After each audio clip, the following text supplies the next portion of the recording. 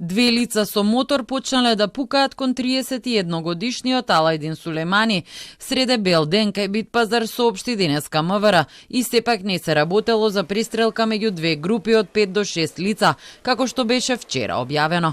По напајачите сега трага полицијата. Сулејмани беше принесен на ургентниот центар каде подоцна им подлегна на повредите. Жртвата е син на Назми Сулејмани Аруша, поранешен командант на ОНА од Арачиново.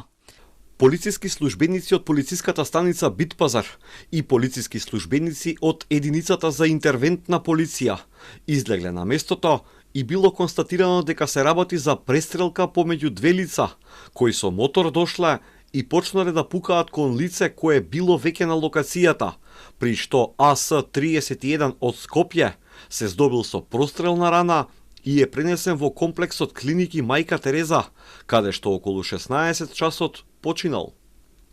На местото на настанот најдени се повеќе чаури, а оштетени се неколку стакла од околните продавници, како и неколку паркирани возила.